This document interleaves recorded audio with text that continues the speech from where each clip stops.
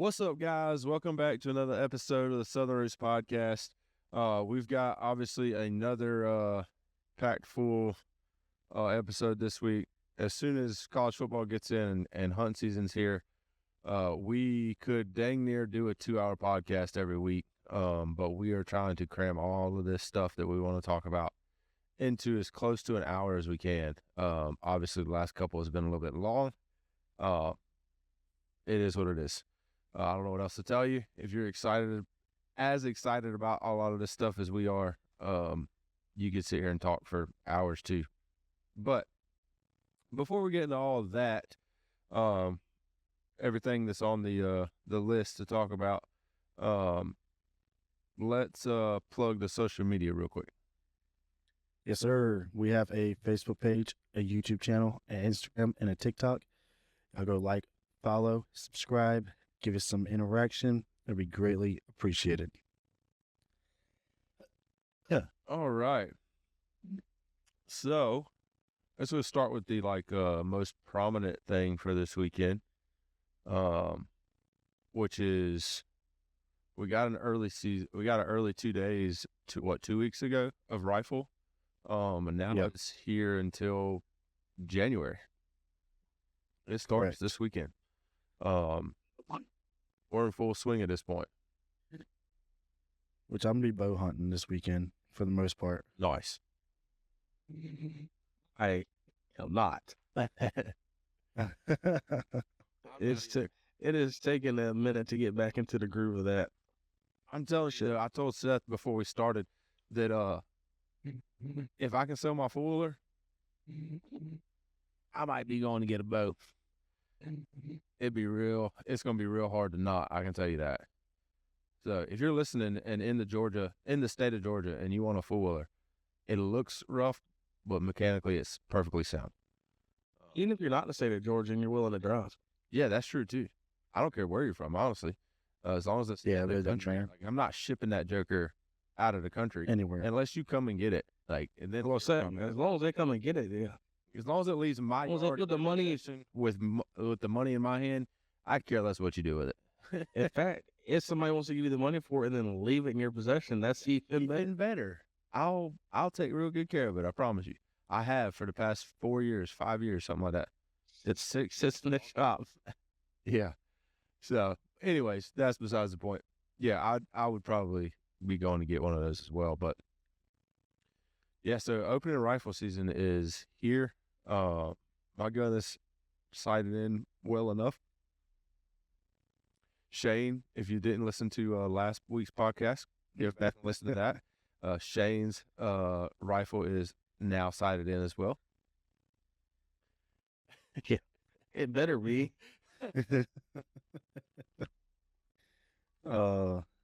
Yeah, my rifle sighted in. Yeah, well, it doesn't matter. You're not using it. I did use it. I killed 2 does.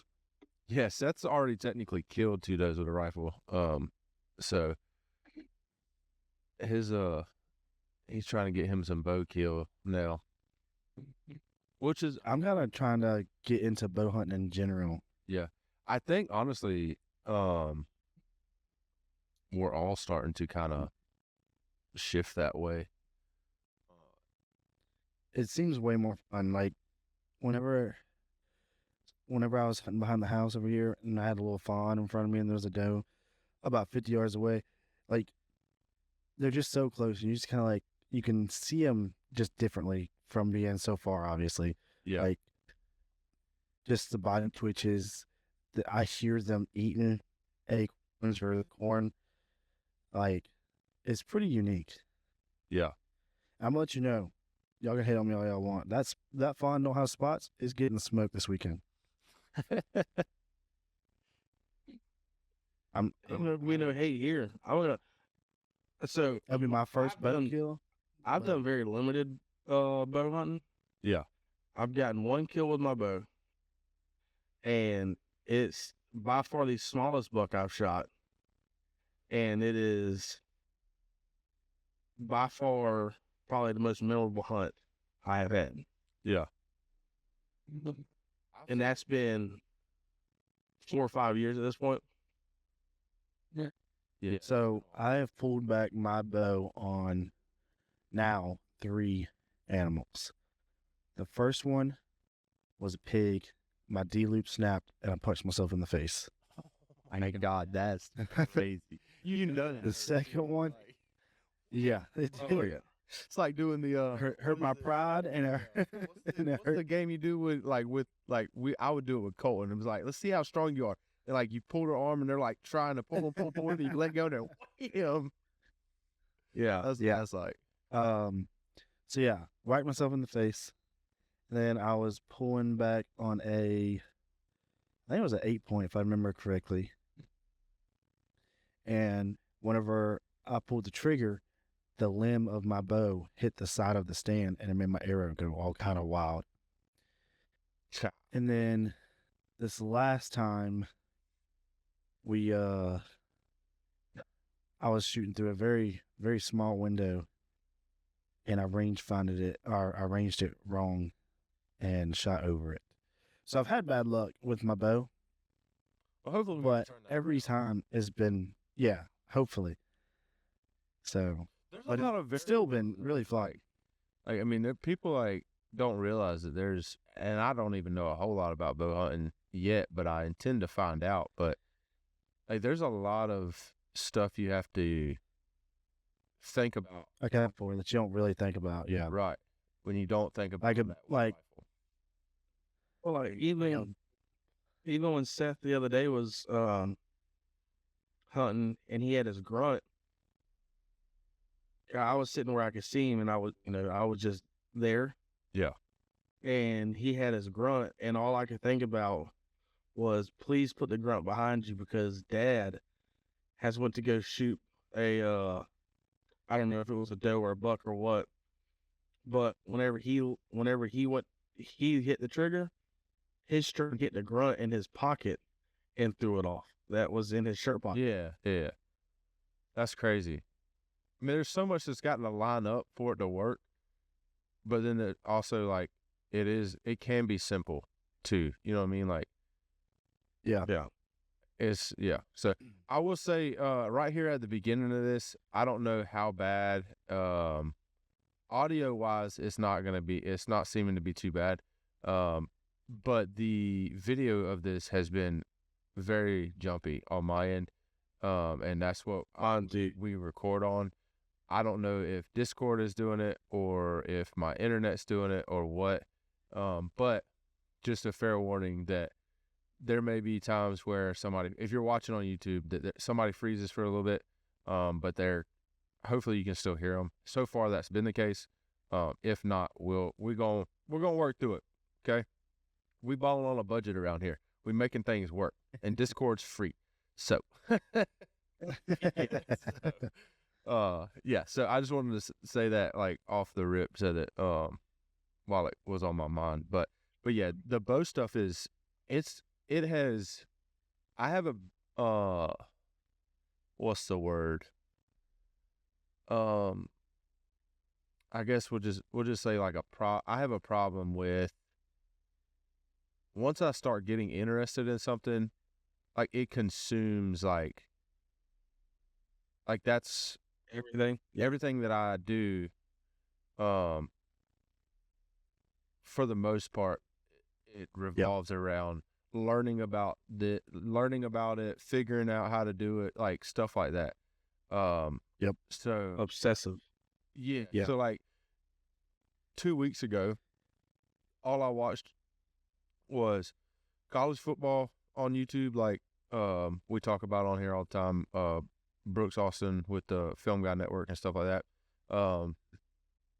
And then golf has been pretty much all I watch, right?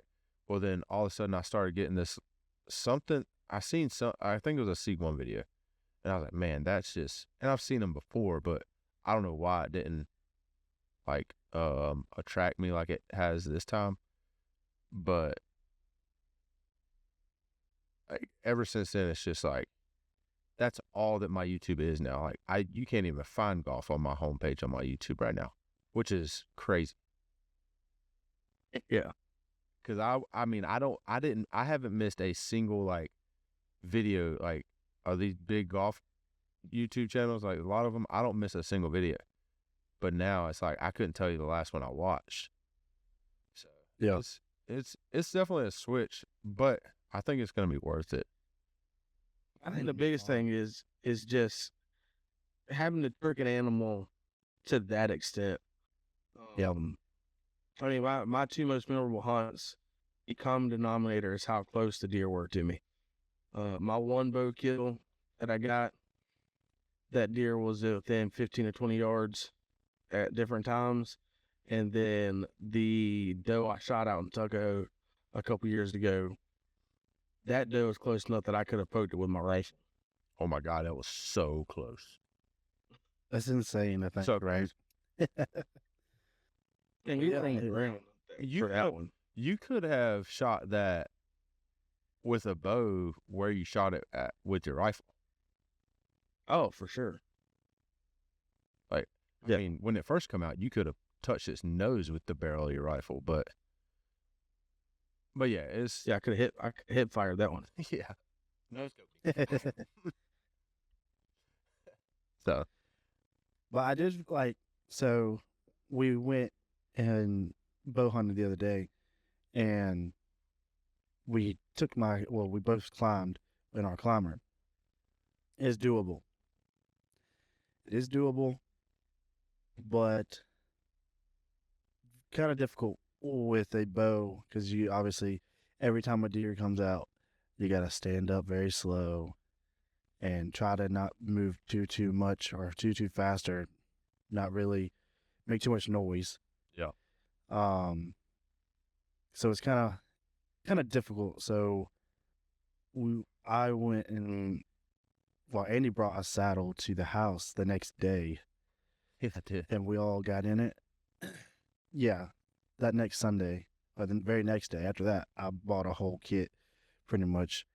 So I have a whole saddle kit for bow hunting. So I'm super excited about that. The rest of it's coming in tomorrow. That's pretty sick. I just bought the one that I brought out there to y'all's house. So I have it. All I bought was so far is just a platform. Well, I say that I bought it all, but I didn't buy it in a full kit. Yeah. There's some nice stuff out there. My kit will be here tomorrow as well. Dude, you suck it, dude. So we have all and I was wondering too, like with saddle hunting, how it would be with a rifle, because I don't have a bow right now.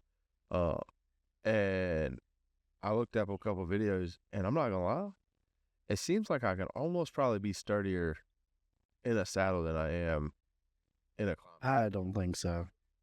I'm sure it depends on different situations. But if you set a climb rope correctly, you have a shooting rest.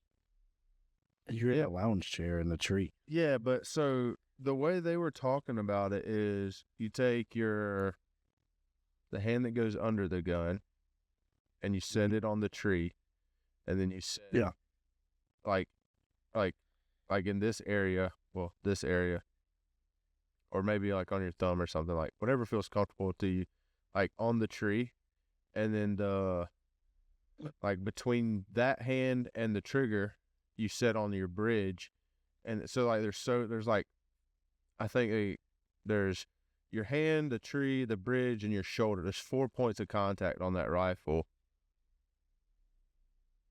to hold it still. You know what I mean? Versus No, it's definitely doable. I think it's more. I was never a hater of saddles, but I never thought I was going to get one, yeah. because I always thought I was going to rifle hunt, and rifle hunting with a climber, I think, is just better. That's just my opinion. Yeah. Now, for like going long distances like we do in the woods, not ideal. That's one thing I'm most excited for. Because when me and Shane went to go and we went bow hunting, I had the climber and my bag, obviously, and the bow and all that. I was probably carrying 50-ish pounds, probably. on my back. And when I did the little math thing, and we walked like 700-800 yards. No, it's farther than I thought. I thought it was like 600. But I mean, I knew it was a freaking walk because, of course, the backpack strap broke on my stand. Like, as soon as we started walking out. that is so true. Tragic. And so, carrying that on one shoulder through mud and all that crap just, Yeah, not ideal. yeah. And climbing is already just Have loud in frustrating. general. Like, everything about a climber is loud. Like, walking out, the whole time, my dang climber's going ting, ting, ting, ting.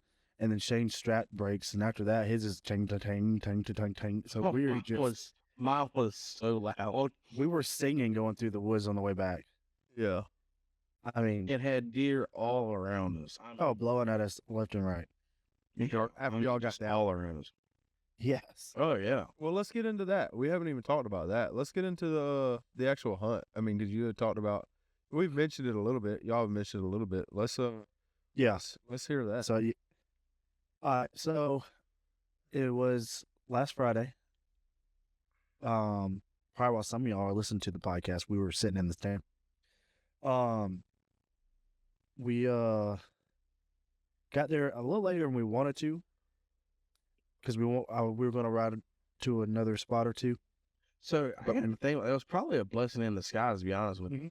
Because we probably I would agree. stand it this early. I agree, but it was later than we wanted to. Yeah. So we got there probably 3:00, I think, somewhere around there. Yeah. But we climbed earlier than what we would have. Yes, I was like, we should just go to the spot that we were thinking about anyways, and just go ahead and get in there.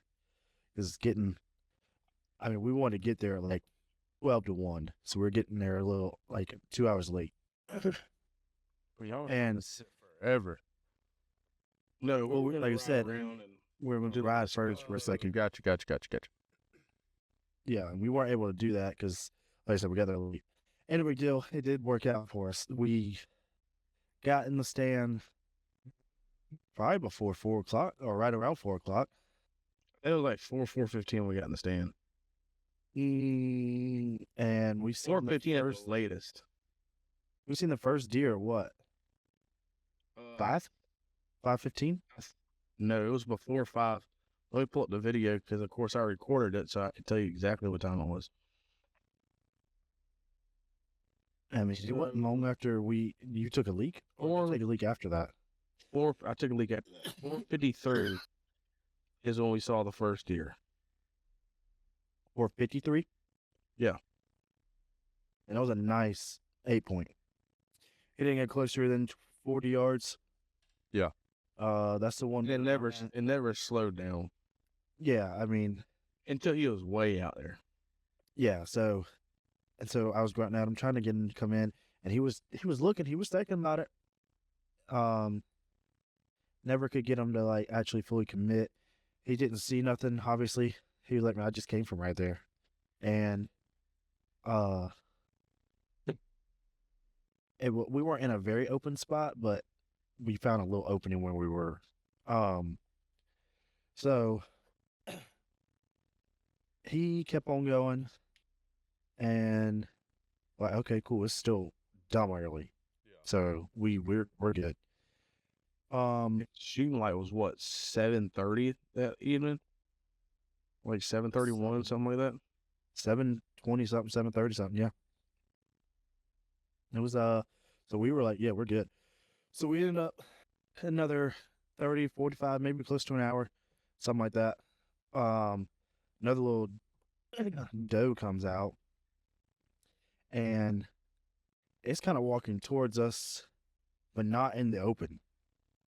It's like walking directly towards our tree. Yeah. In like thick brush. And if I gives me a shot at like what I ranged, what I thought was like 25 yards, and I have like for a little smaller than a basketball, probably a little hole to shoot through, and I seen his vitals. I was like, all right, this is and it was like my last shooting window from what I felt like. And so, and it's staring at me at this point. So I pulled back while it was staring at me. So Damn. I was on there. But I was like, it's like kind of now or never, I felt like. Yeah. And I pulled the trigger. And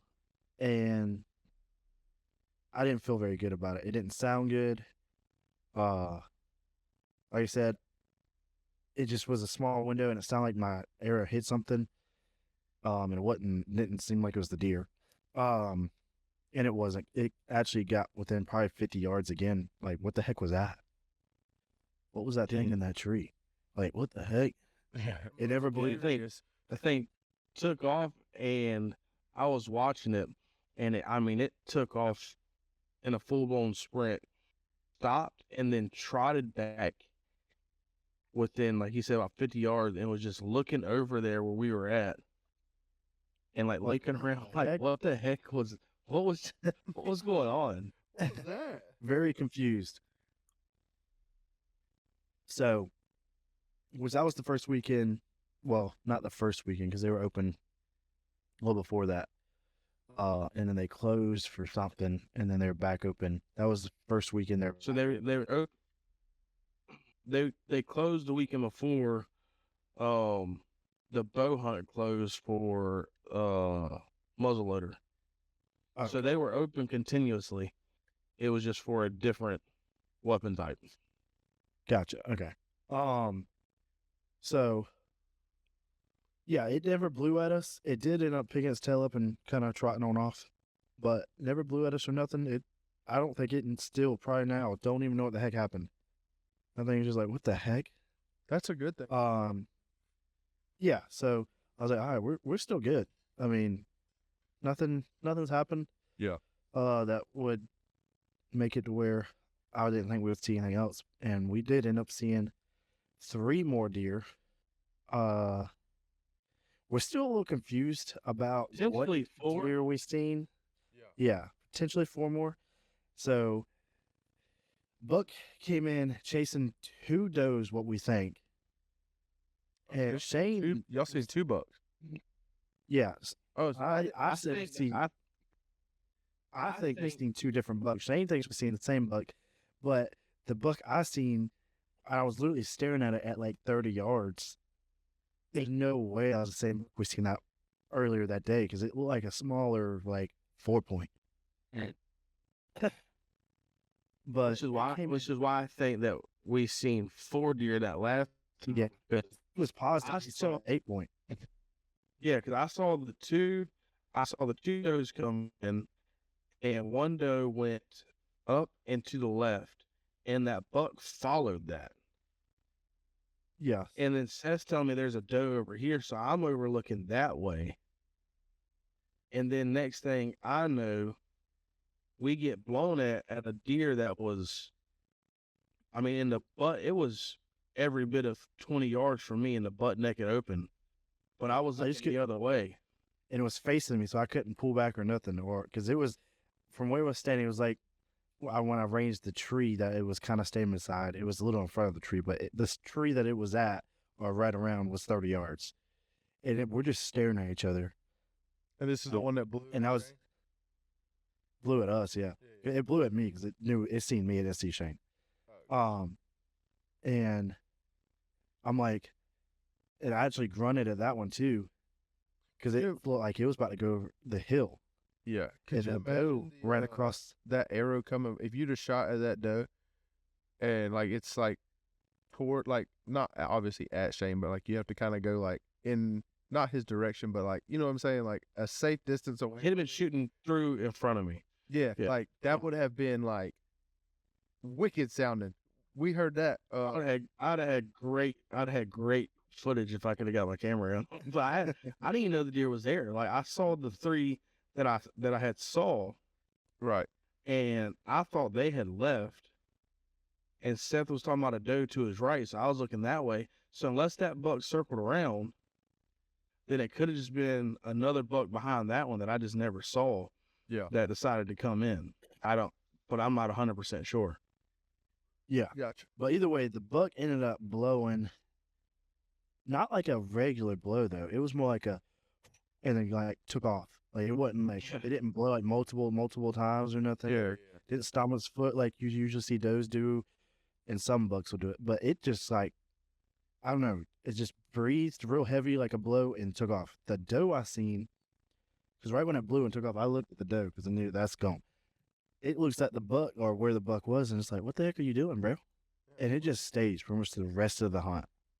Yeah. And Oh, really? it was through, yeah, it was through thick stuff. It stayed about 50 yards out. It ends up getting, I think, as close as like 30 yards through some thick stuff. And it's really hard to see. It's getting dark. And, I mean, it ended up just disappearing. Like, I don't know where it's at anymore. It's gone. So, Y'all are in them. I'm telling you, But we were covered in deer. So those are the ones that we saw, right? So we saw yeah, 3, 4, 5 confirmed deer, right? And possibly a 6th one, depending on if that was the same buck or not that circled around. And then when we climbed down, those deer that we had seen had already cleared out. We climbed down, there was at least 3 more deer. Yeah. Blowing at us as we were getting down. mm-hmm. Guys, I think I know where we need to go when It's Well, just we that I like scouted that area. When we scouted that area, we seen 5 deer and 4 pigs in the 45 minutes to an hour that we were in there scouting. The few weekends before. But I will be honest though, it might change because This is true. this is more of a high traffic area that we would usually just kind of right on by.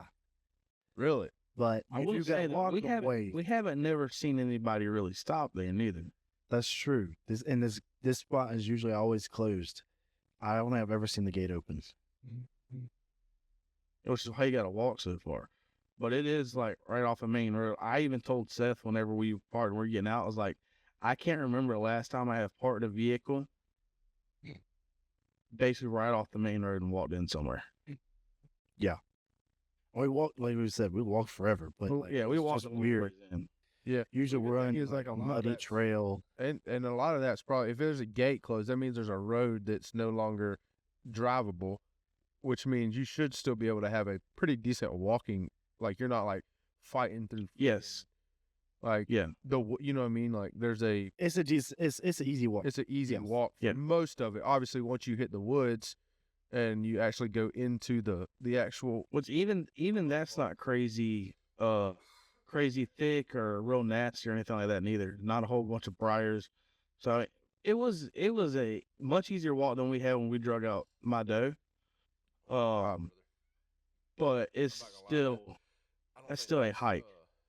Yeah, that walk was. And that's whenever I kind of realized I think I might want to get into a saddle, because whenever that buck, when we were staring at each other, like he wouldn't have known where I was if I was sitting behind a tree. Right. So also, I was telling, I think Shane about this the other day. Yeah, when I met you to give you your bow back. Who was it?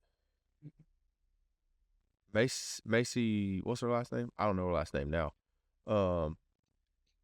Johnson now. Yeah. Yeah, okay. And So yeah. It's Macy Watkins Johnson is what her TikTok is. She posted a video about like her saddle hunting positions, like how she sits and this, that, and the other. And it actually makes a lot of sense. When you're in a climber, my thought process is you just look like this big old.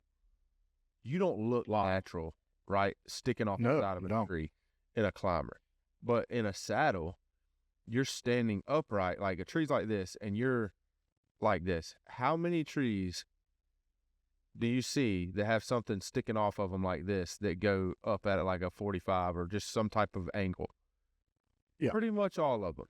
Okay, so you're going to look more natural in a saddle than you do in a climber. And then naturally you get in trees that just have better cover. Right. Right. You can go up over a couple limbs and find like a void spot in some limbs to, if you need to or whatever. I think it is going to be I mean, there's going to be a learning curve to it for sure. Yeah. But I mean, it's in the long run, I think for one, always the more options you have, the better off you are. Oh, absolutely. So, Seth, you the good? frozen. No, I'm chilling. Oh, brother, you wasn't that. Ah. This man was, I didn't look like you were breathing or anything, bro. I was like, this guy Sorry, I zoned out. is stuck, bro. But yeah, I do. Sorry, I'm not 100%, bro. I'm just chilling over here. You're just making it through it. Man's fighting over here. But yeah, I think the saddle hunting thing's gonna be sweet.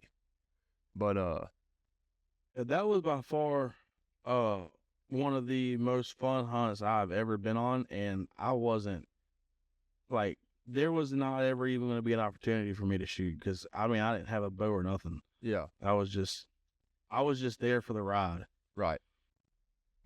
and it was indeed fun. Yeah, it was. So, what was it? How was I about to ask? Never mind, I forgot. Are we going to with the opening weekend? Are you're Shane? You're going out to the property this weekend? Yeah, Courtney's going to sit with me. Nice. Morning, Yeah, evening, or both? for sure morning, potentially both. Is probably going to depend a lot on the dog game. Yeah, if it's Kind of what I thought so. The plan is both, but obviously that could get changed if it's a really tight game, which I'm thinking it will be yeah, going into it. I can agree with that. But there's also a chance Georgia pisses me off enough where I'm just like, you know what? I'll catch up with this later. I don't know. I ain't gonna lie. I wish I had better service. And Yeah, because I watch it instead. I would buy a little thing that's cruising to the tree with a magnet and just watch it while I'm hunting.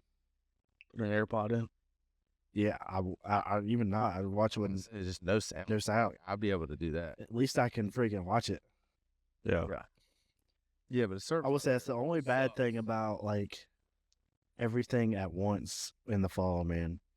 Like you want to hunt every chance you can, but you don't want to miss games neither. So it kind So of I'll be honest with you. So once hunting season's in full swing, the 3:30 time slot is the worst time slot there is. for sure. Give me a noon kickoff For or a 7:30 kickoff. Right. This 3:30 stuff can kick. can suck it. Yeah, I do not like it. It's tough. But then, like, the same thing with the other day, which it wasn't a rifle season yet either, but we're sitting there around there just twiddling our thumbs trying to wait till the Georgia game started at 7:30. Yeah. But again, Well, we stayed pretty busy last Saturday. I mean, yeah, we did. Holy cow. I feel like we didn't stop going last Saturday, but until it was 6:30. Well, we went and picked up corn first thing in the morning, and that took a couple hours in itself because we drove an hour. Then we stopped a few places. I had to get air in the tire, food in our belly, and a bow target. So I mean, there goes half the day right there. Oh, yeah, it was after 1 before we got back. Almost 2, I think. So But speaking of football, y'all want to y'all good on the hunting stuff now for now, or y'all got anything else? I think we covered it all. they were good. All right. Y'all want to start with pick'ems, or y'all want to do that at the end? No, we can get into it. That's fine. All right. While we Let's see how bad I did again this week. Yeah, we all just bad this past week. That's been the going thing. It was. We are terrible. Oh, we can talk about this. This is not on the list, but I think this is kind of crazy if we don't talk about this. In our college football time, James Franklin got fired. Yes. Buddy, I'm about to be done picking, dude. This is I went 6-4. I want dude. I went 3-7, dog. That's a tough. week. That's tough. That's a tough week. Yeah, I picked the wrong. Alabama game right, the Nebraska game right, the Georgia game right. I picked the wrong upset.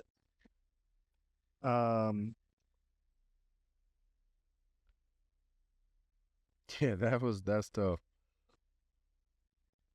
I knew that Michigan was a fraud too, by the way. Yeah. All right. Oh, excuse me.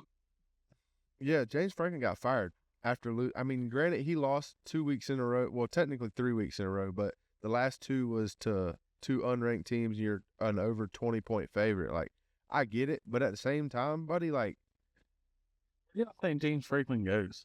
I don't know. I did hear something today that I think would be killer for whoever does hire him. So, Penn State, they have to pay him X amount of dollars per year if he gets another job. If he doesn't get another job, he don't get his buyout or like that stuff. So he's got to go get another job to like somehow it's written up in his contract where he has to get another job to receive the rest of his money over I think it's 8 years. So if it's $4 million, right? He can go to any school and pretty much say, hey, this is how much money I want. And if you can't pay me, I'm just going to go somewhere else, right? I mean, he's a good coach.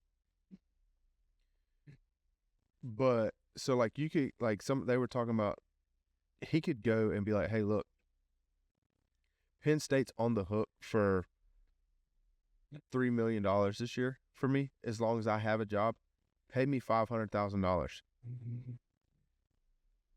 Like then the school whatever. I thought the way the contract was wrote up is he has to get a job that pays him equally. If not, Penn State just has to pay him the difference. Right. It is. So it is the difference. So whatever. Okay. So whatever his like. So if it's $4 million a year, I don't know what it actually is, but like say it's $4 million a year that they have to pay him for the next 8 years for his buyout. He gets a job for $500,000. Penn State is now on the hook still for $3.5 million. Yeah. And you're getting this premier coach at a very, very, very, very. So there's gonna be 2 SEC openings for sure this year. Yeah, Billy Napier's already technically fired, just not officially until after this game.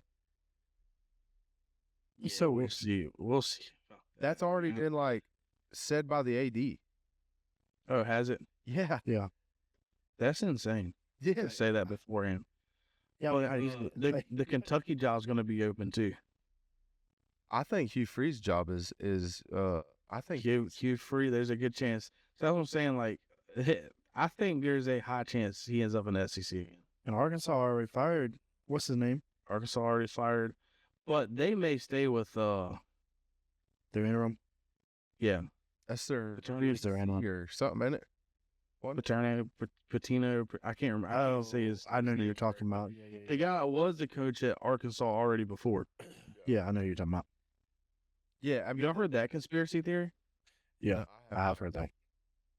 So they're saying that because I can't remember what happened. It was a whole thing, and forgive me for not knowing, but this was before I really got into it. But he got fired because he was doing some shady stuff, whatever it was. I have to look it up and see. Yeah. And then Sam Pittman got there, and then he hired him back like it was a whole big thing.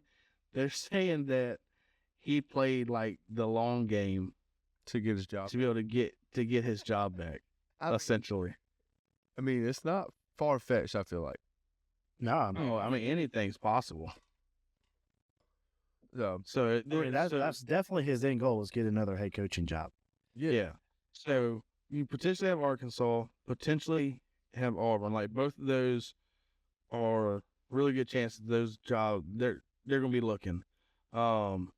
Kentucky's going to be looking, and Florida's going to be looking. Yeah. And James Franklin is going to go and coach at a big school somewhere else. He's supposed to be on My the thing is- broadcast thing this weekend to see if he's got a broadcasting career, apparently. My thing is, what if, like, one of the SEC coaches, like, what would be funny if daggum Clark Lee from Vanderbilt goes to Penn State or something? You know what I mean? Then there's another job open in the SEC, That's true. but it would be kind of funny if, Clark Lee went to Penn State there.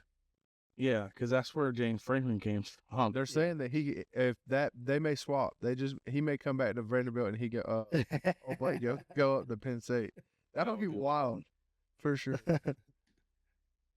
But yeah, I mean, there's a chance that, I doubt this, but Lane Kiffin going to Florida is not out of the possibility. So then Ole Miss could be open. I don't think he's going anywhere. That's just my personal thing. I don't think he's leaving. The only reason I think there's a higher ceiling at Florida than there is Ole Miss, Yeah, there is. like program wise. Yeah, I can see. And Lane Kiffin is a good enough coach to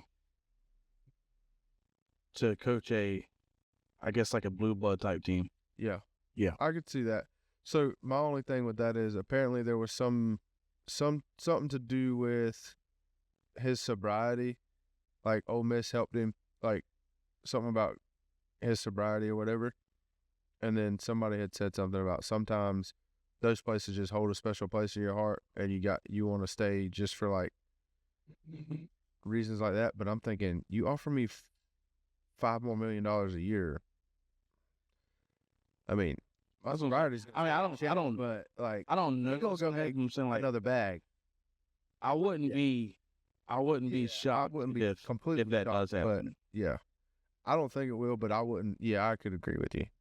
It's definitely not. It's definitely not out of the possible. I've heard a couple of Auburn fans talking about, let's go drop a bag on Lane Kiffin. Ooh, I do not want that. I do not want that. You're still not working. I do not want that. The thing is, it's reading on this, so they've done heard me say it 3 times. Sorry, we It couldn't. just doesn't work sometimes. The Discord be jacked up. But yeah, I don't want that. Yeah. Auburn is such a up and down program, like all the time, Yeah, for sure. and has been for. Like sustainability at Auburn is a problem. I agree. Which honest to God, I say that. It has been for Florida. Just Florida had a couple of really good runs, but if you take out the Steve Spurrier and the Urban Meyer tenure or whatever, Yeah. that's been a crapshoot over there.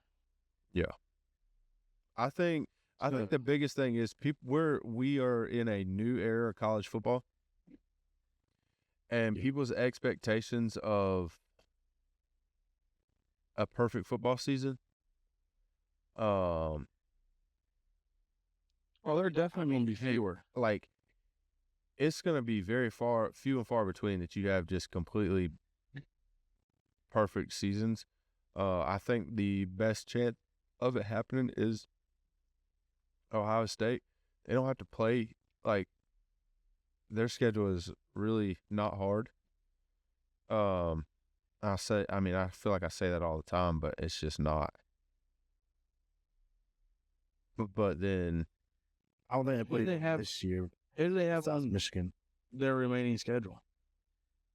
I literally think it's Penn State and Michigan are the 2 toughest games, I think. and Penn State's not even ranked anymore, and they just fired their head coach.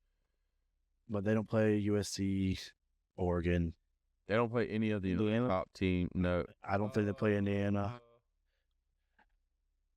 I don't think so. I don't know.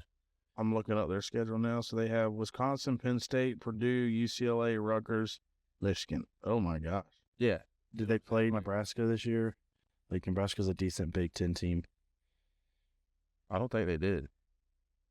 I don't think so neither. I think they played in No, so they played That's what I'm saying, Texas, They've played and then Grambling State, then Ohio, Washington, Minnesota, Illinois, Washington's good. They're decent. That's probably one of their hardest games. Minnesota, Illinois, then they got Wisconsin, and then Penn State, then Purdue, UCLA, Rutgers, and Michigan. So their next actual. I'm not lying. They dodged all the good teams. Oh yeah, for sure. I mean, they don't get Indiana, USC, Oregon. Just because the Big Ten's not that deep. Right. Big Ten top is. I really think they're the top of the whole thing. I think they're better. I think their top's better than SEC's top. But the middle, Middle and down is. not even close. Yeah. In my opinion. So Yeah, their top 4 teams is Indiana, Ohio State, USC, and Oregon. And then you got Michigan, Northwestern, Nebraska, and Washington is your next 4. And they're decent, but that's about all I can say is they're decent. So, like, they have the best. Obviously, they had the best chance of having a perfect season this year. But back to my thing, like, you don't have, like, the expectation of having a. Should James Franklin have 3 losses? No. He should not. He should have 1 loss right now. And I'm not certain that he should have that one. That was. That was an overtime game. That was a Texas A&M, At- wasn't it? No, No, that was against Oregon. Oregon. That's They were Oregon. they were at Oregon Yeah, in overtime. like he should have. I mean, he should have handled business there. But still, like you have a. He has been a 10-2 coach pretty much since he got there, and you. So I will say Penn State complaining about 10-2 is kind of funny. hey, I'm gonna just say this. I was thinking about this earlier. Georgia did the same thing. We fired a 10-2 coach. Yeah. They had been there. How long had Mark Richt been there that time, though? Oh my God. Longer, but I'm Since just what, like saying. 2001 or something like that. I think it's something long. But I mean, James Franklin's there. What was it, 8 years, something like that? Yeah, he was. He went there in. I think he said 8. 16 or 17. 15 years, 2001 to 2015 was Mark Richt's time at And I get it. Hey, it worked out for us. So I mean, it is what it is. But that's just not going to work out all the time, man. I just feel like we got lucky. Well, I get eventually you have to try something else. I understand that. yeah. But the biggest concern is not so much that they were always 10-2. Like it was the same thing with Mark Richt. The problem then became like they don't win the big games. Right. And, I mean, neither did. And James Franklin was way worse about it than Mark Richt was. I was about to say, well, neither did like Jim Harbaugh until they started stealing signs. Like he was on the hot seat. Yeah, the year But like before. Michigan, Yeah, but Michigan, they have more talent. has had its stints too where, like, they're the kings. Yes, they have. Whereas like there's not ever really been a time where you're like Penn State's the kings. No, Yeah. not that I'm aware of. But I was just kind of like putting that in perspective. Like that's kind of wild. Like that's what we did, and yeah, it worked out for us. But it just isn't gonna be like that. I mean, it's going to be the equivalent to eventually Ole Miss is going to get tired of Lane Kiffin going 10-2. And it's like Ole Miss is the best. Lane Kiffin is the best thing to happen to Ole Miss. Yeah. But eventually, unless he somehow starts to win national championships and stuff like that, he's going to get fired from Ole Miss. They're going to go a different route. I don't know. I just don't see it personally. Eventually it'll happen for sure. Eventually, people. Like, if he just consistently keeps going 10-2, I could see that because they're like, and you're like, well, right there. we have the people Yeah. to do it. You can't get it done. At that point, that's when it starts getting blamed on the coach. When you have that, because I feel like if you're at a 10-2 spot, you can very well be 11-1, 12-0. There's coaching decisions that usually ends up happening that you're like, brother, what are you doing? And sometimes it's a little bit of luck too. Like, Mark Richt, for sure, one play kept him from winning the national championship. Yeah. Like, you can narrow. Obviously, there's more stuff that goes into it, but you can narrow it down to one specific play, a tipped pass from an Alabama lineman. Yeah, this should have been dropped. Kept Georgia from winning that game and then going and curb stomping Notre Dame just like Alabama did. Y'all thought about that as if we did win that national championship, we probably don't ever fire Mark Richt. No, he moved for sure. Yeah, no, that's like his health. Obviously, he would have had to. Yeah. But, like, That would have been crazy. Kirby Smart would have been coaching South Carolina right now. Hey. Like, that's where he was going to go interview, and then Georgia job came available. Yeah, he was going to go coach somewhere. Penn State, fun fact, Penn State has won 2 national championships, 1982 and 1986. Who do you think they won their first national championship against? Against? I have no idea. None other than your Georgia Bulldogs. And 90, you said 92 or 80? 82. 82. And then they beat the Miami Hurricanes in 86. Anyways, let's get into our picks. That's how we started this, and then I said something about James Franklin. All right. Y'all got them? Y'all ready? Go for it. This one's sneaky, boys. LSU Tigers versus your Vanderbilt Commodores. We're going with the Vandy boys. Man, I was going to too. I think y'all should fade everything I say. Yeah, I know, right? So I'm going I mean, Vanderbilt, though. I'm going Vandy. At home, they're a 2.5-point favorite. I ain't looking at a spread or nothing. I'm going off feeling, dude. Who cares? Who cares at this point? Off of field. I got Georgia Tech. Me too. Yeah, I got Tech on that one. Arizona versus Houston. I have no idea. I like red. I'm going with Houston. Spencer, I like red.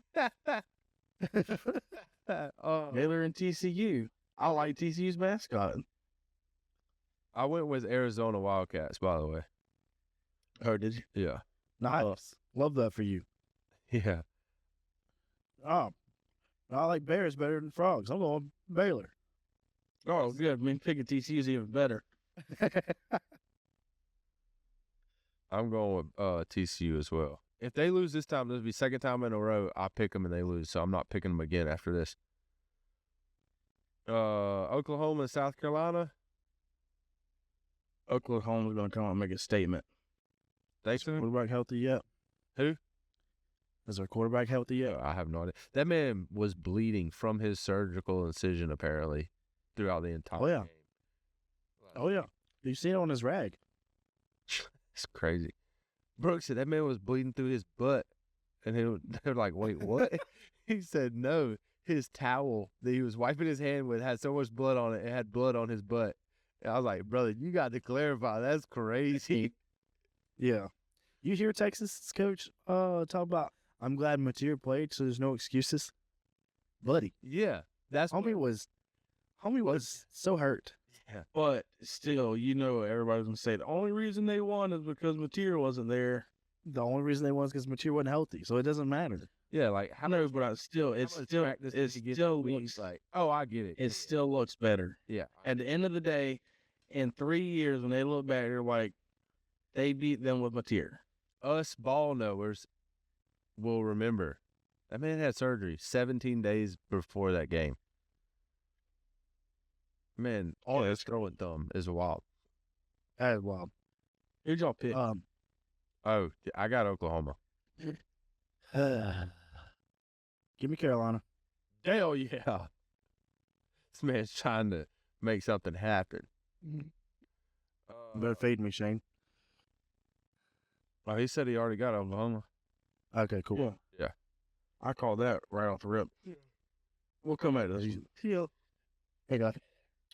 Old Dominion Monarchs and James Madison Dukes. Don't know nothing about neither one of them. I'm just going with everybody else on that one, which is James. Yes.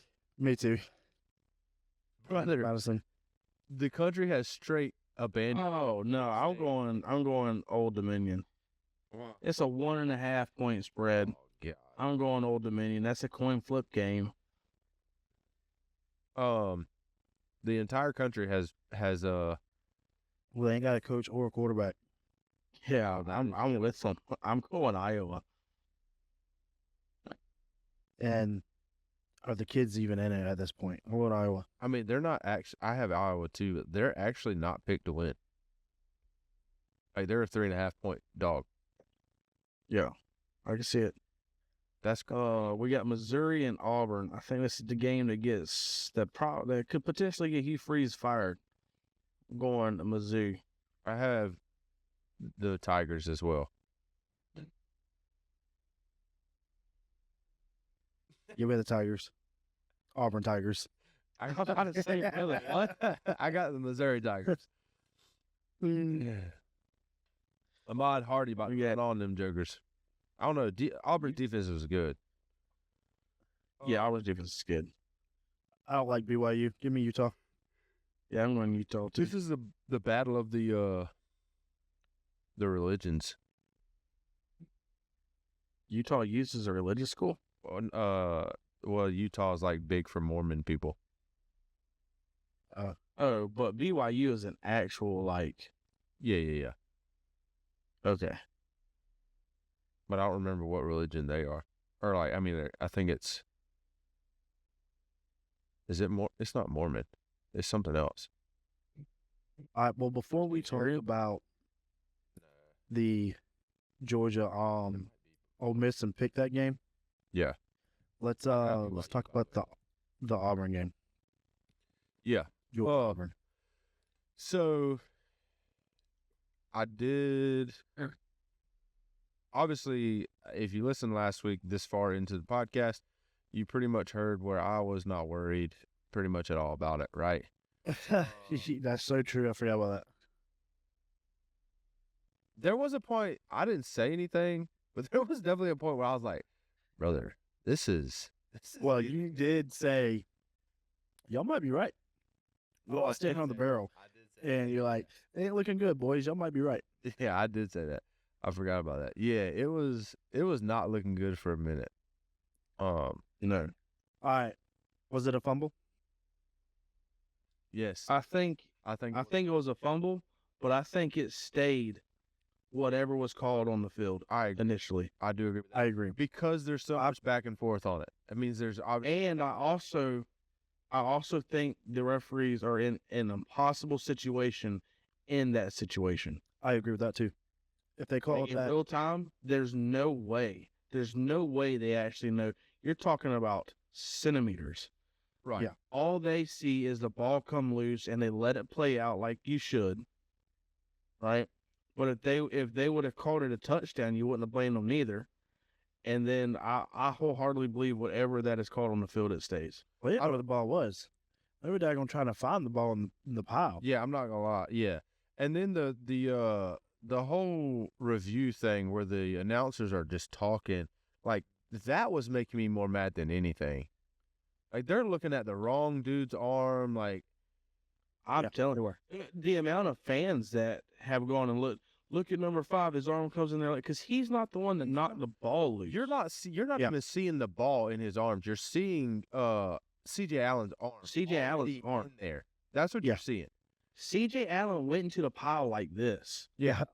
And then I'm not gonna lie. So I forgot, but there was a timeout right before that play. It was. And the only reason I remember this because I was watching Brooks, and he said he was talking about how because of the refs and not whatever happened with the play, fumble or not a fumble, whatever. Because of the refs on that play, everybody's going to wash away the phenomenal coaching jobs of Glenn Schumann and Kirby Smart. Because in the post-game conferences and stuff with CJ Allen. They asked about the goal line play, and they said, yeah, coach called a timeout and said, hey, he's going to try and jump and put the ball over the line. Punch it out. Jump in there with your arm punched out. Like don't try and tackle. Like Superman. Just go in there and punch the ball. You were talking about a half a yard. You're not tackling him anyways. Exactly. So, your best Only opportunity you had. Yeah. It was either they score or you knock the ball loose. Correct.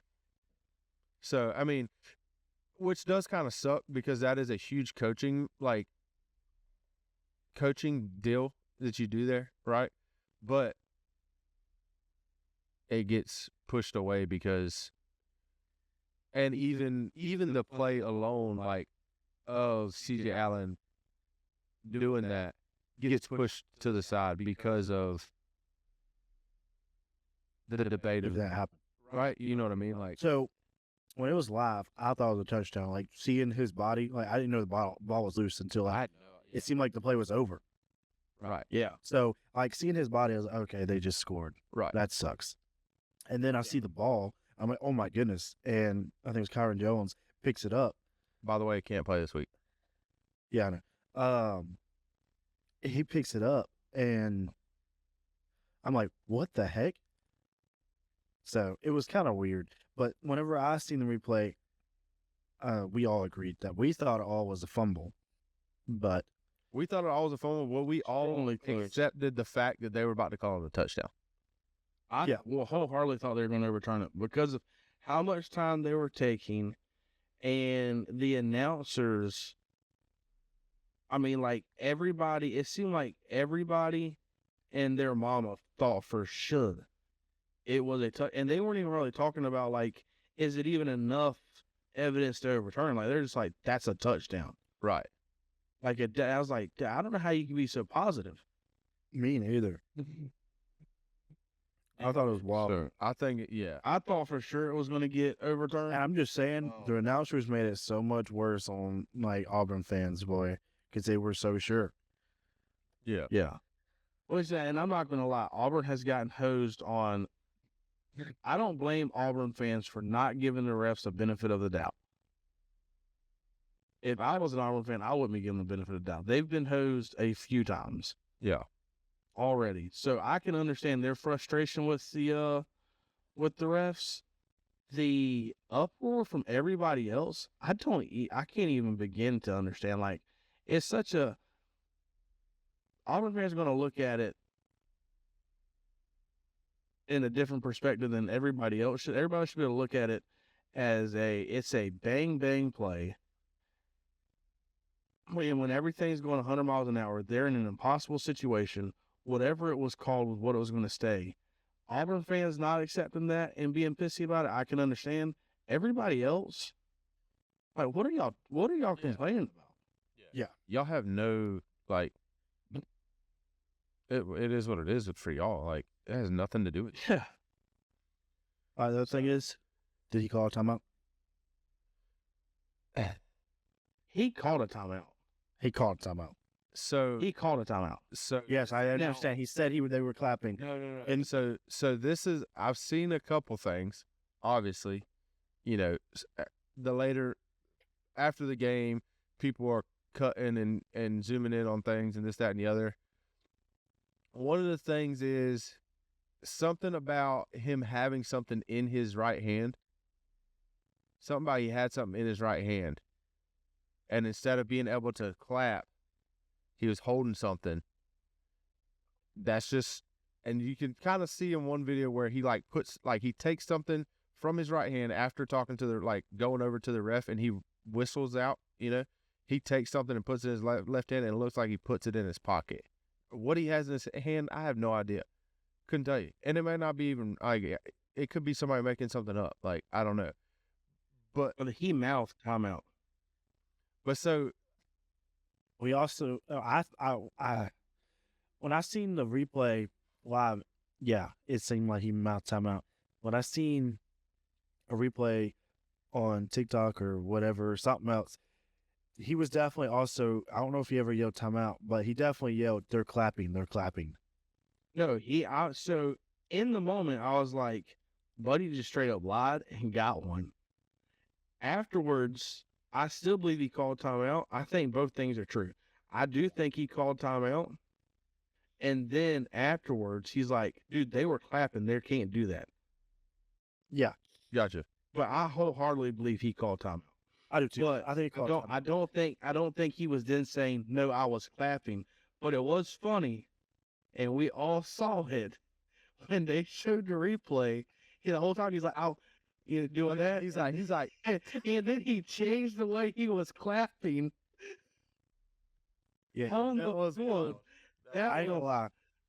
So when I seen it, I was like, bro, that's so dirty. I hated it.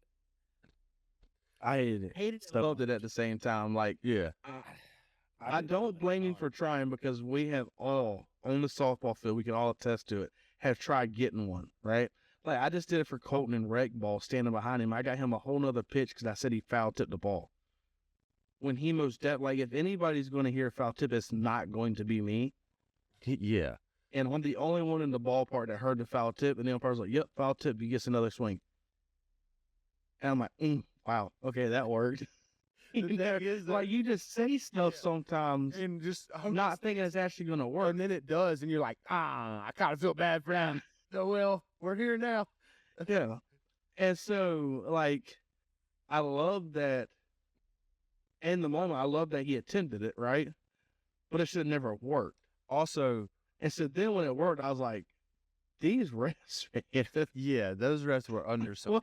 how do you just look at Kirby Smart and take his word for it? Because, like, the play clock was winding down. Like, it's a reasonable time for him to take a timeout. Oh, we're about to get into like 98% of coaches are going to take a timeout right there. So you expect the timeout, and then for you just be like, oh, you didn't call timeout? Okay, yeah, cool. No timeout, replay. It's like, what? My thing is, like, he immediately didn't, like, normally if you even call a timeout and want to talk to the refs about something, the team will still come over. You'll speak with the refs for a second about whatever you're wanting to talk to them about, and then you'll go back over to the team, right? He immediately was like, no, I don't want the timeout. Go back to the field. Like, he immediately pushed him back out. Like, he was like, I don't need to talk to y'all. I don't, like, that's what makes me think that he may have motioned a timeout, but I think he was trying to say that they were clapping. I think in the heat of, I think it's I think I his brain swear was he saying one mouthed thing timeout. and his hands was doing something else. That's my take on it. But I will say this. Well, I'll tell you this: we'll never know that Yeah. wholeheartedly true. No, absolutely not. But we also will, we ended the game with the timeout still. We didn't get extra time. Yeah, that didn't affect anything. And we missed a field goal after it. I'm not lying. When we missed the field goal, we're like, "Yeah, ball don't lie." Yeah. That was our immediate reaction. I do think that the blindside block for Cash Jones there was kind of bogus, though. I agree. Yeah, I think just because old buddy can take a hit, it's literally not a blindside block. they're running at each other. Like, if he doesn't see that guy coming, that's his own fault. They get some glasses. Like, you have to. A blindside block is supposed to be coming from the side where they can't see you. Buddy hit him square in the chest. He just freaking leveled him. Fence post him. Buddy turned into a fence post. Yeah. He legit got knocked out. Buddy was stiff. Oh, I do want to talk about the I don't remember the guy's number, but the whole The guy who taunting guy and then crying on the sidelines 30 minutes later is That's just to get insane work. Buddy Yeah, was insane. that was the craziest taunt I've ever seen, and that never got called. for so long, just standing over him, yelling at him and stuff. Like, buddy, what are we doing? How is this not getting thrown right now? Yeah, I thought he played and then crying on the sidelines 20 minutes later. It's like ugly crying. Yeah, like bad, ugly face crying. Crazy word. Yeah, that's tough. I've never loved an ejection more than that one. Buddy, they should have kept the camera on him longer. That was fantastic. Blake was out there freaking just straight up taunting and flexed on guys, and then he's on the sideline needing to pacify. I still expected to see some memes from that, and I never did. There was too much other stuff that happened in the game for some to focus on. Most people probably don't even remember that. That's so true. Oh, and people are like, "What are they talking about?" Yeah. But I loved every bit of that. And the fact that a minute and 32 seconds of game time took 35 minutes in real time is insane. Dude, I was calling play reviews Before they happened. like we would call plays. Yeah, like we would call plays. Like they're about to run this. And like there was some close play. I was like, they're for sure going to review this. Like did the whole whistle thing and did the call. And as soon as they hiked the ball, here comes the whistles. Here comes the call. Plays in the review for whatever it was. I was like, good Lord of mercy. Yeah. Also, like with that being like said, talking about that, and then we can get to the Ole Miss game. So when Georgia went pace in the Alabama game and ultimately didn't get the fourth down, right? Yeah. I thought on the third down, if we take a little bit of time there, maybe that play gets reviewed because I think Gunnar Stockton was close to getting the first down. Yeah. But apparently that they're fast enough or whatever to get the play or like stop the play to review it, whatever, before the next play happens. This Auburn game, buddy, they were stopping. I mean, our receivers at one point were halfway through their routes of the next play before they stopped the play. But they stopped. Gunnar done did a 3-step drop. And then they took forever, but they did stop it. And we weren't in a rush. So I do see what you're saying, but yeah, it was wild. I just don't understand how, like, it doesn't make no sense to me how sometimes they, like, the rule of thumb is always, if the ball is snapped, it can't be stopped. Yeah, it's over. They did it 3 times, I think, in that 2-minute time. I know they did it twice. In one drive. I know for sure it was twice. Yeah. It might have been 3. I think it may only be. I can't remember how many play reviews we had. We had 2 or 3 of them. Had 2 15-yard penalties. I think that's what it was. Yeah. The review of the fumble took 15 minutes alone. I don't know. Yeah, I had no idea. I honestly, I think it was like a 5-6 minute review. I had time to season the chicken and get it on the grill, and it was insane. That was the craziest 2 minutes of football I think I've ever watched in my life. But yeah, I just don't understand how you can get so. I understand, like, I've seen it, like, they blow the whistle, it snaps the ball, and the quarterback just catches it, right? Yeah. No, wait, hold on, we're going to review that. I get it. Like, that could be a little bit of delay in communication, all that, stuff like that. But typically, like, the whistle's getting blown, and the center's already made up his mind he's snapping. Right. Brother, we're way past that at this point. Like, what are we doing? I mean, we done told them what our routes were. You know what I mean? We got to come up with a new play now. We got to burn a play because y'all don't want to get your crap together. Yeah, that was bad. So, but anyways, let's get into the Ole Miss game. I will say this one does make me a little nervous. I got Ole. Oh yeah, You got what? yeah. This one Miss. does make me nervous too. Their quarterback can obviously run the ball. He can't throw very well. He can throw decent, but he can run the darn ball. Yeah. Any running quarterback scares me. Yeah. And So that you don't have to throw the ball great neither. I will say Georgia's defense definitely bowed up. I mean, it's like they did in the second half of the Bama game, and then it was the offense that was spitting and sputtering. The defense didn't do bad the first half. Just Georgia cannot put together a complete football game. But yeah, I mean, And it is sickening. and Ole Miss is one of the teams. If you don't, they'll beat your tail. Ole Miss's defense isn't that good. They're decent, but they're not great. They're definitely not known for it. They were good last year, but like I think, and we have, I think Ernest Green's probable to play, is what he was on the injury report list. yeah, So don't play him unless he's good, bro. yeah. Because like he played injured that one game, and he was injured because he let everything fly.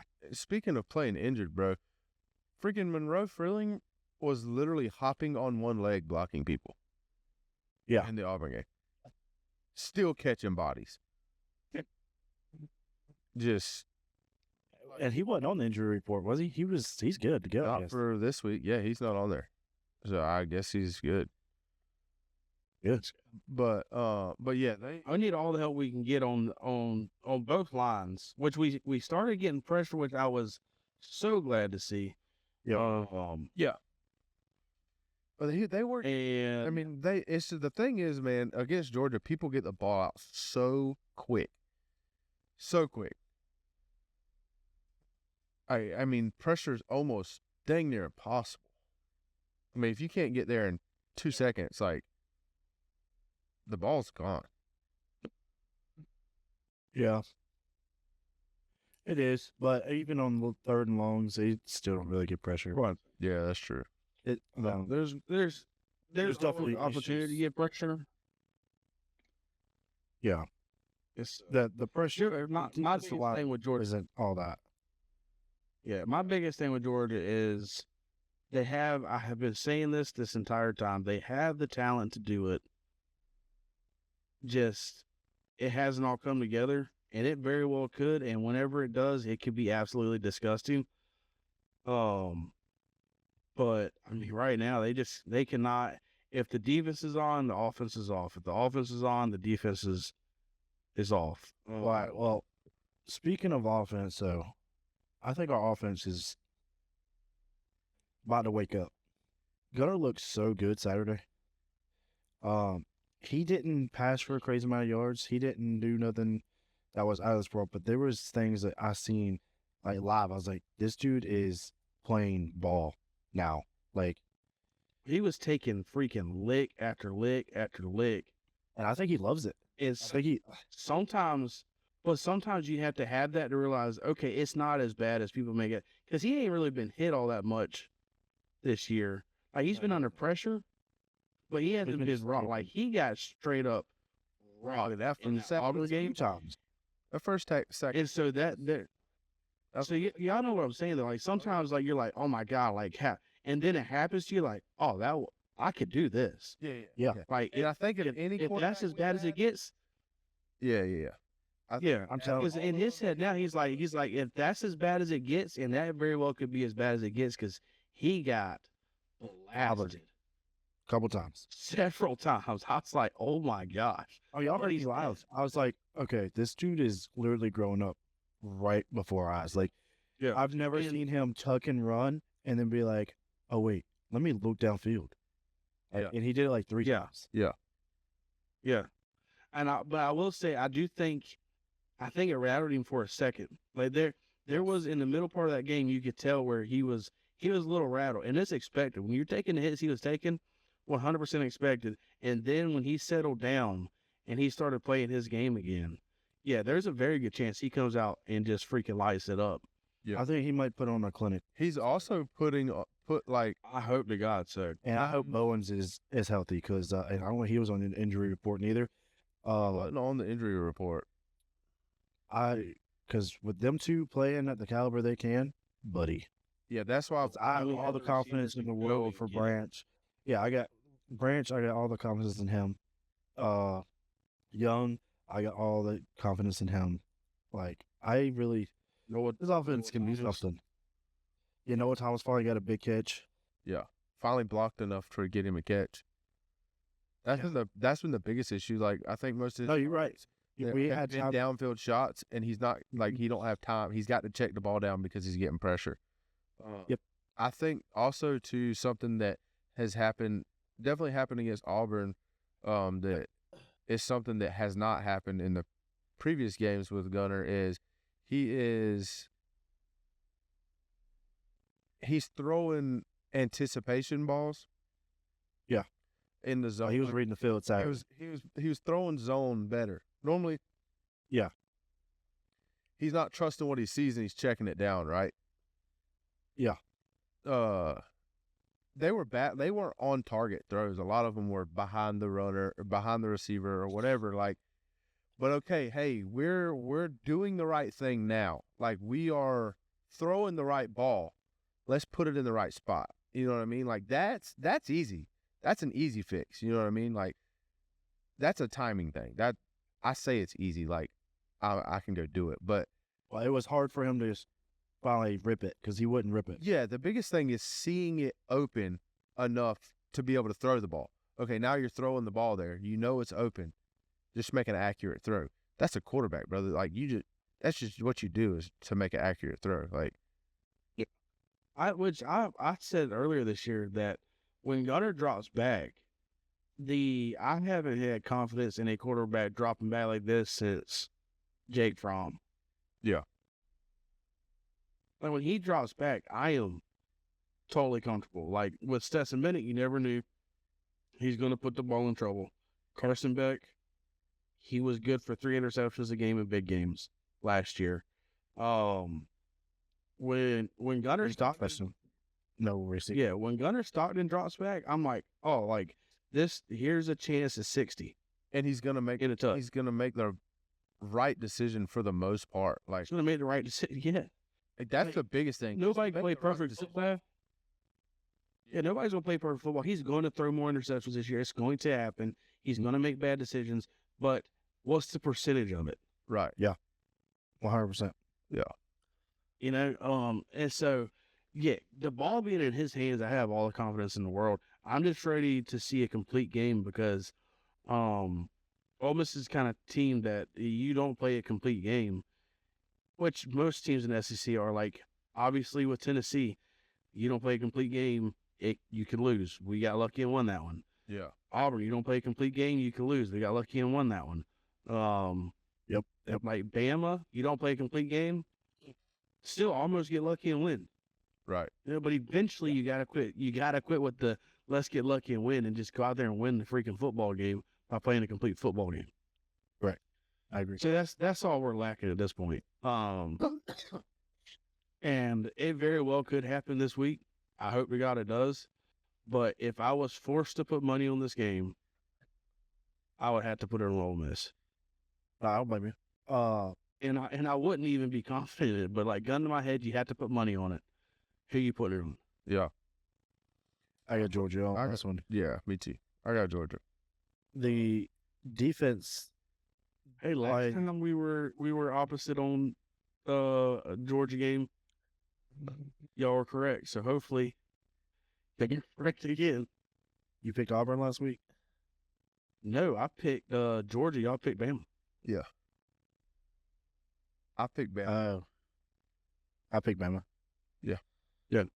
Hopefully we have the right thing again. Hopefully the same result. Hopefully y'all are it's not the correct odd one out. and I'm wrong. Hopefully it's not the odd one out. Well, no. Well, we both. Yeah, never mind. Yeah, we both picked Bama. That's what I'm saying. Yeah. Hopefully it's the same thing. I lose, y'all win. Yeah. Because then we all win. That's right. Yeah. Yeah. No, but I mean, I feel like the second half was the most dominant Georgia defense we've seen this year. Yes. And so The obviously- Bama game's closed second half. yeah, but it's It's definitely I think 50 yards or something like that. Total yards. in the second half. Yeah, it was That's pretty. we were definitely a second half team, but that was pretty impressive. So hopefully we can get some rhythm going on defense at this point Yeah. for a first half, please, No kid. and second half. let's start out on defense with Oh, the whole game. Yeah. Don't just give me a half. Yeah. Give me the all 4. Which, like I said, the defense didn't even play terrible in the first half. Just the drives lasted forever. Didn't go from third down again. Was atrocious. And so, like, yeah, they only allowed 10 points, but my God, they allowed 10 points on 3 drives that took up an entire half of football. Yeah. Which Could I not have thought been an 17 entire half. Like, if they were an explosive offense, dude, they hanged 30 on us in the first half. Exactly.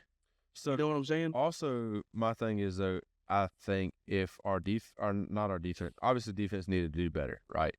But if our offense is able to sustain drives, I think, Yes. especially after that, For sure. after that first long drive that Auburn did, guys are tired. You got to go out there. You got to go out there and sustain a drive. You have to go out there and get At least flip the field. At least flip the field at the bare minimum. Yep. And they just didn't. Like, the offense wasn't able to get anything going.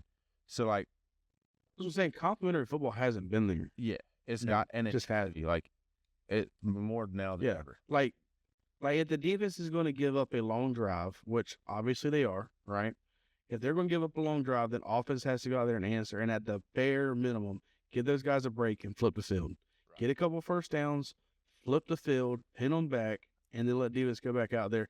They give up another long drive at that point, that's the defense's problem. Agreed. Like, sometimes it's a win for the offense just to flip the field. Like, that's a good offensive rep. Right. The expectation to score every time you go out there is just unrealistic. But you still have a job to do. Just like, expecting defense to go out there and do a 3 and out every single time is unrealistic. Right. Agreed. So, yeah, complimentary football has not been there.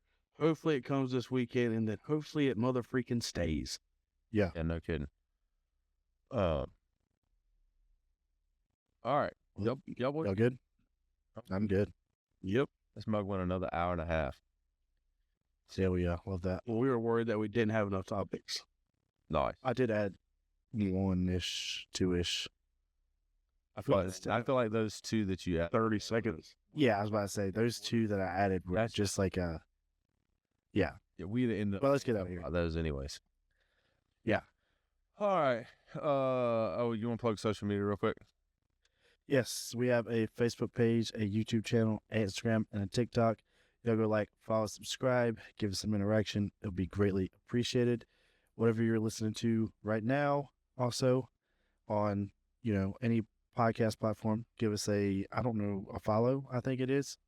Whatever you're supposed to do on those platforms as well, please. Also, we have big things coming. Oh, a little tidbit. That's it. A little snippet. Big things coming, boys and girls. All right. With that being said, this has been another episode of the Southern Roots Podcast. I'm Andy. I'm Seth. Shane, remember, always keep those Southern roots.